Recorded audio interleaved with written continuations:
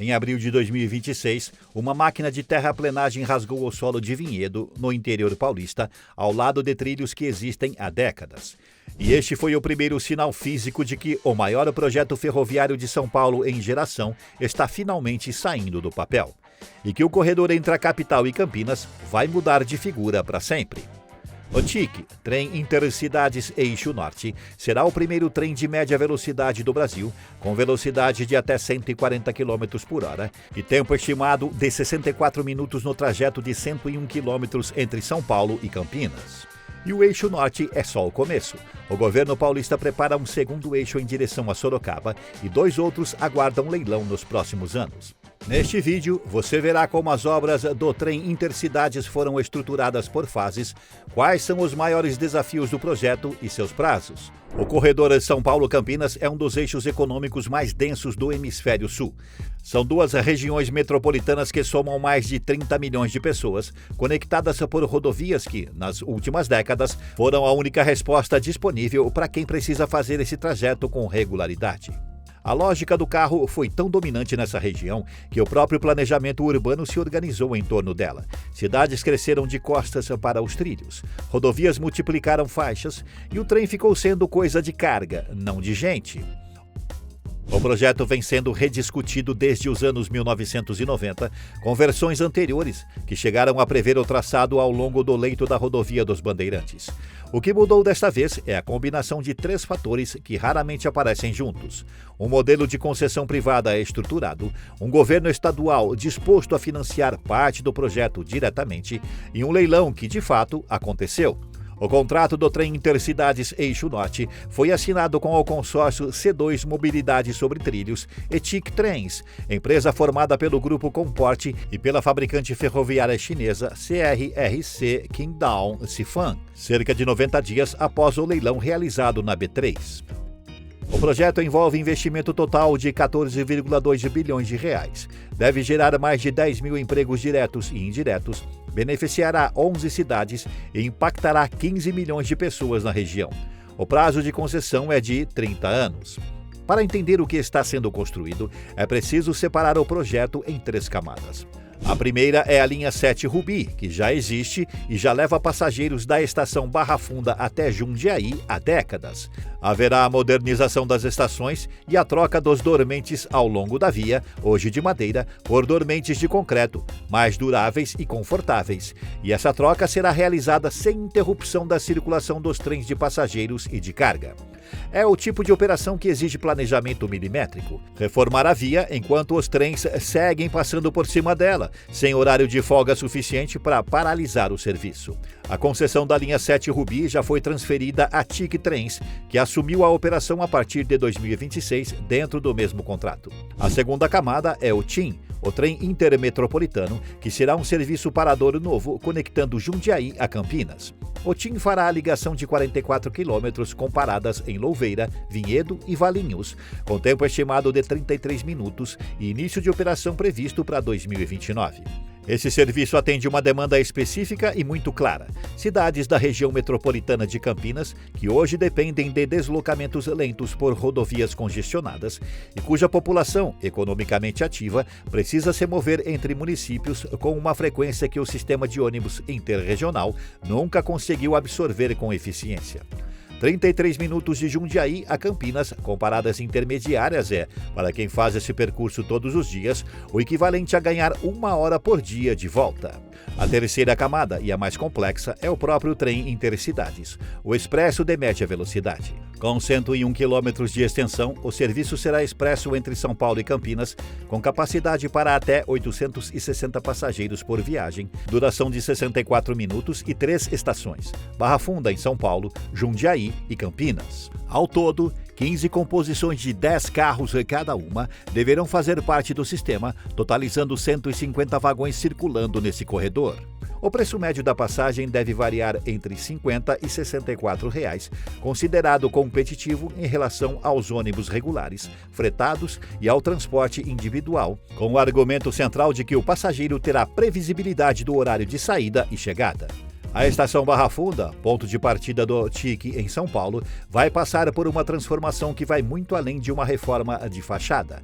A TIC Trens será responsável pela modernização e ampliação da estação Água Branca, que se transformará em um dos principais hubs de mobilidade do estado, interligando as linhas 7 Rubi, 8 Diamante e 9 Esmeralda da CPTM, as linhas 3 Vermelha e 6 Laranja do metrô, além do TIC Eixo Norte e do futuro TIC Eixo Oeste de Sorocaba. 6 sistemas diferentes convergindo num único ponto de transferência. O tipo de nó de mobilidade que transforma uma estação num destino em si mesma e não apenas num lugar de passagem. Mas o que transforma o TIC num projeto de engenharia de alta complexidade não é o expresso em si, é o contexto físico em que ele precisa ser construído. O projeto exigirá a construção de túneis, os chamados sidings, desvios ferroviários e intervenções para mitigar o risco de alagamentos em trechos vulneráveis a enchentes. Estão previstos 17 sidings ao longo das linhas de passageiros e de carga, distribuídos por toda a extensão entre São Paulo e Jundiaí. Cada siding funciona como uma bolsa de cruzamento na via. Sem ele, 2 trens em sentidos opostos numa linha simples não tem como se encontrar sem um parar e esperar o outro passar. Há um desafio ainda mais delicado que os túneis e os desvios: a convivência entre os trens de passageiros e os trens de carga no mesmo corredor. Um dos maiores obstáculos apontados pela concessionária é ajustar o transporte de cargas, já que, em alguns trechos, há fluxo de locomotivas carregadas de mercadorias circulando na mesma via. O corredor São Paulo-Campinas é uma artéria logística do agronegócio e da indústria paulista. E essa carga não pode simplesmente parar enquanto as obras avançam. A solução é a segregação física das vias, construir linhas paralelas dedicadas a cada tipo de trem. A distância mínima entre os eixos centrais das vias do TIC e de carga é de 4,55 metros, aumentando para 6,1 metros quando o trecho apresenta postes de rede aérea. Mas há lugares tão estreitos que será necessário construir um pórtico especial de alimentação elétrica aérea para as composições de passageiros. O trecho entre Jundiaí e São Paulo, com início de execução previsto para abril de 2027, é considerado o de maior dificuldade de toda a obra, já que impactará diretamente a linha 7 Rubi e exigirá intervenções em estações já existentes. O que está acontecendo no Eixo Norte, porém, não é o único tabuleiro aberto. Enquanto as máquinas operam em Vinhedo, o governo paulista prepara o segundo capítulo desse sistema, o TIC Eixo Oeste, que vai conectar São Paulo a Sorocaba por uma rota completamente diferente, com desafios de engenharia que não se repetem no Eixo Norte. O TIC Eixo Oeste partirá da estação Água Branca em direção a Sorocaba, com 2 serviços distintos: um expresso direto, sem paradas entre os 2 terminais, e um parador com estações em Carapicuíba, Itapevi, São Roque e Sorocaba, com intervalos médios de 60 minutos no expresso e de 20 minutos no parador nos dias de semana.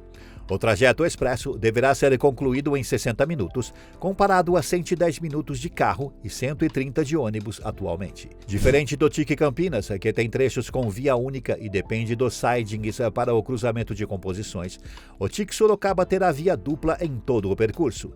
Isso muda fundamentalmente a lógica operacional.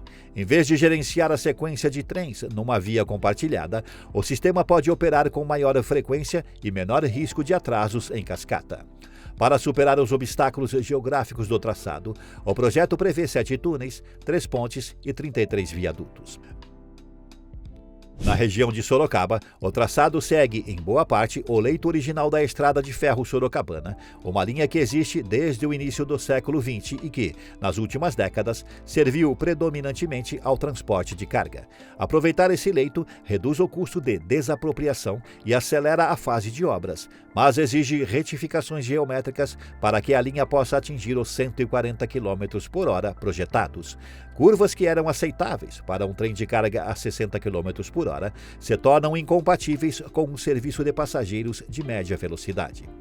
Uma das novidades mais recentes do projeto foi a decisão do governo estadual de assumir diretamente a construção de 27 dos 89 quilômetros de novos trilhos, especificamente o trecho entre Água Branca e Barueri, que corre em paralelo à linha 8 Diamante.